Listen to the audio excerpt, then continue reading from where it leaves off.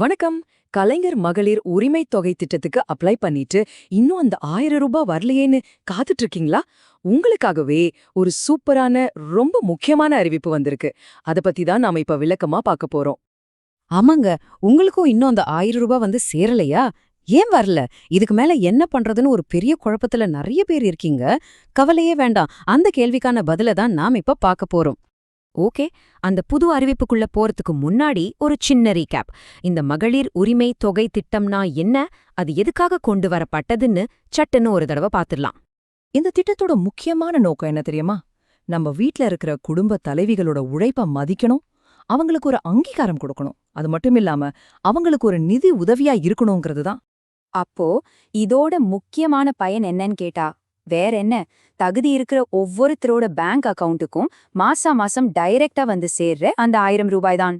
இந்த திட்டம் போன வருஷம், அதாவது 2023 செப்டம்பர்ல ஆரம்பிச்சாங்க. உங்களுக்கு ஞாபகம் இருக்கும்னு நினைக்கிறேன். ஏன் இப்போ கொஞ்ச நாளைக்கு முன்னாடி கூட, அதாவது டிசம்பர் மாசம் புதுசா அப்ளை பண்ணவங்களுக்கு பணம் அனுப்பியிருக்காங்க. சரி, ஒரு பக்கம் பணம் அனுப்பிக்கிட்டு இருக்காங்கன்னு சொல்றாங்க.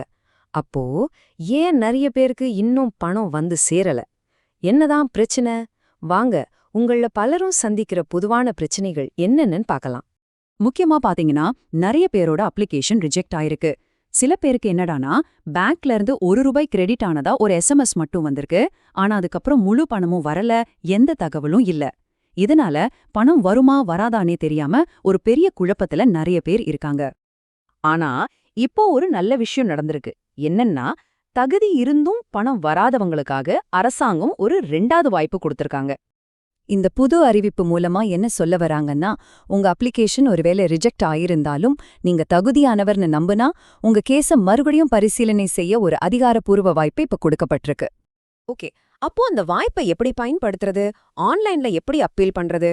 வாங்க, நான் உங்களுக்கு ஸ்டெப் பை ஸ்டெப்பா ரொம்ப ஈஸியா புரியுற மாதிரி விளக்க போறேன். ஒரு 2 நிமிஷத்துல நீங்களே பண்ணிடலாம்.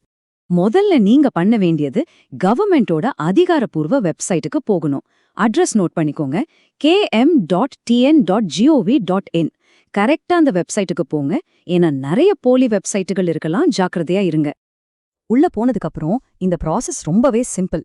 அதுதான் இதுல இருக்கிற ஒரு பெரிய பிளஸ். பாருங்க, வெறும் 4 ஸ்டெப் தான். இந்த 4 ஸ்டெப்பை ஃபாலோ பண்ணி நீங்களே உங்க அப்பீல சப்மிட் பண்ணிடலாம். இதுல 3வது ஸ்டெப்புக்கு நீங்க வரும்போது அங்க சில ஆப்ஷன்ஸ் காட்டும். எதுக்காக அப்பீல் பண்றீங்கன்னு கேக்கும்.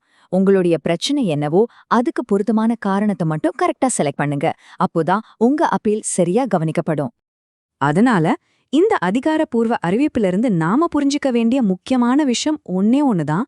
உங்களுக்கு தகுதி இருக்குன்னு நீங்க நம்புனா தயவு செஞ்சு இந்த வாய்ப்பை மிஸ் பண்ணிராதீங்க. உடனே ஆக்ட் பண்ணுங்க. கடைசியா ஒன்னு யோசிச்சு பாருங்க. இந்த மேல்முறையீடு பண்றதுக்கான வாய்ப்பு உங்க குடும்பத்துல ஒரு சின்ன மாற்றத்தையாவது ஏற்படுத்துமா? நிச்சயமா முடியும். அதனாலதான் சொல்றேன், இந்த சிம்பிளான ஸ்டெப்ஸை ஃபாலோ பண்ணி உங்க உரிமைக்காக ஒரு முயற்சி பண்றது ரொம்ப ரொம்ப முக்கியம்.